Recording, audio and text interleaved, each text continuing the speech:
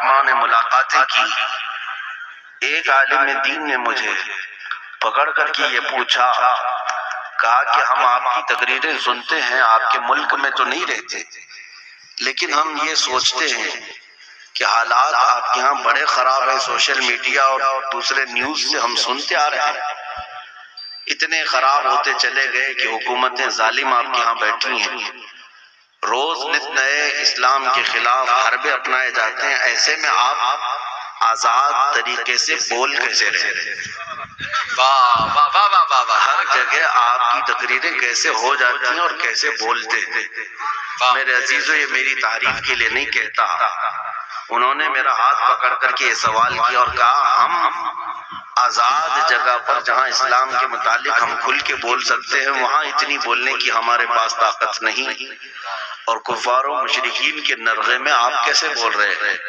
تب میں بغداد میں تھا، ان سے یہی عرض کیا، مولانا صاحب آپ کو معلوم ہونا چاہیے کیا دبے جس میں حمایت پنجہ زندہ آباد، بلکہ یوں کہتا ہوں میں، کیوں دبے جس پہ حمایت کا وہ پنجہ تیرا، شیر کو خطرے میں لاتا نہیں کتا تیرا. جس پر رسول پاک صلی اللہ علیہ وسلم کی حمایت ہو، غوث پاک کا فیض ہو، اسے ڈرنے کی ضرورت نہیں. اعلیٰ حضرت فرماتے ہیں، خوف نہ رکھ رضا ذرا، تو ہے عبد مصطفیٰ، تیرے لیے امان ہے، تیرے لیے امان ہے. میں اس کو نوجوان ہی نہیں سمجھتا جو بزدل ہو، وہ نوجوان ہے ہی نہیں، بلکہ ہو سکتا ہے وہ عورتوں کی صحبت میں پلا ہو. نوجوان کسے کہتے ہیں؟ تاریخ میں نوجوان کا جو لفظ ہے وہ عربی میں اس کو فتح کہتے ہیں، اور فارسی اور عربی کی مکسنگ کے ساتھ شاعر نے بہت خوب کہا، اصل نوجوان کون ہے؟ شاہ مردان، شیر یزدان، قوت پروردگار، لا فتح الا علی، لا سیف الا ذوالفقار. لا فتح الا علی کا مطلب ہے کوئی جوان نہیں سوائے حیدر کرار کے، اور جو ان کے نقش قدم پر ہو وہ جوان کہلانے کے حق رکھتا ہے، نوجوان کہلانے کا حق رکھتا ہے. بہت سارے نوجوان یہ سمجھتے ہیں مکے دکھانے کا نام جوانی ہے، باڈی بنانے کا نام جوانی ہے، گٹکے کھا کر لوگوں پر تھوکنے کا نام جوانی ہے، اپنے پیسوں سے لوگوں پر رعب ڈالنے کا نام جوانی ہے. یہ سب جوانی نہیں، یہ سب عیاشیاں ہیں. اصل جوانی آپ کو میں بتاؤں، سیدنا خالد بن ولید رضی اللہ تعالیٰ 125 جنگیں لڑی ہیں 9 سال میں. کتنی؟ 125 جنگیں، اور کسی جنگ میں شکست نہیں کھائی. خالد بن ولید رسول اللہ کے وہ صحابی جنگ میں جب کھڑے ہوتے تھے میدان میں، ایک ہاتھ میں تلوار اور ایک ہاتھ میں ڈھال لیتے تھے. تلوار کا وزن 35 کلو اور ڈھال کا وزن 40 کلو.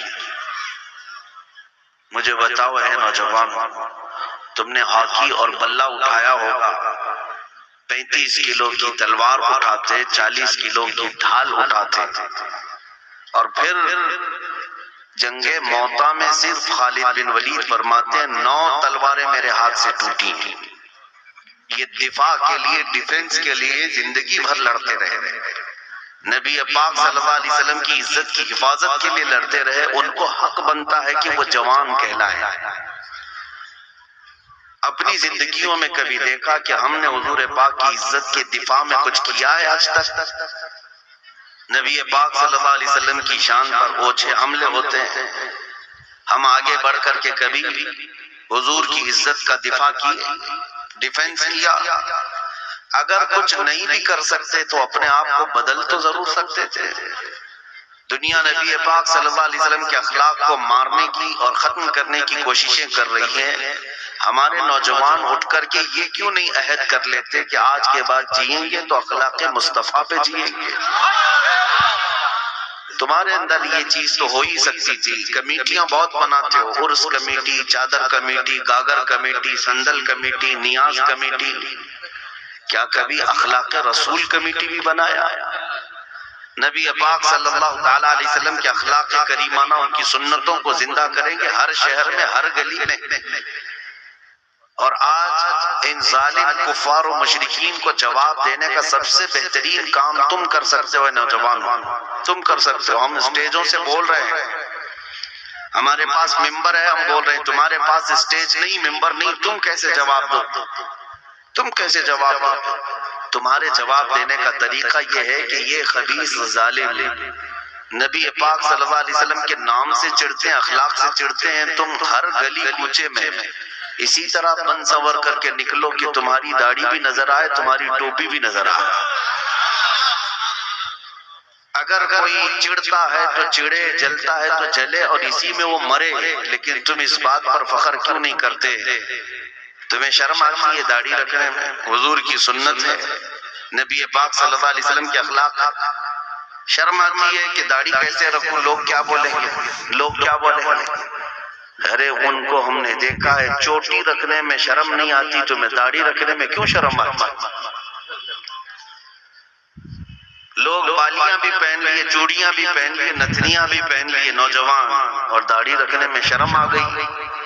اگر نبی پاک صلی اللہ علیہ وسلم کا چہرہ کائنات کا سب سے حسین چہرہ ہے تو اس چہرے کی پیروی کرنا چاہیے یا غیرے کی پیروی کرنی چاہیے؟ جب آپ کو پتا ہے میرے نبی پاک صلی اللہ علیہ وسلم کا چہرہ سب سے حسین ہے تو اسی چہرے کے پیچھے چلنا چاہیے۔ اور ہم نے بزرگوں سے سنا ہے قبر میں جس وقت تم جاؤ گے فرشتے آئیں گے، اٹھائیں گے اور حضور بھی تشریف لائیں گے۔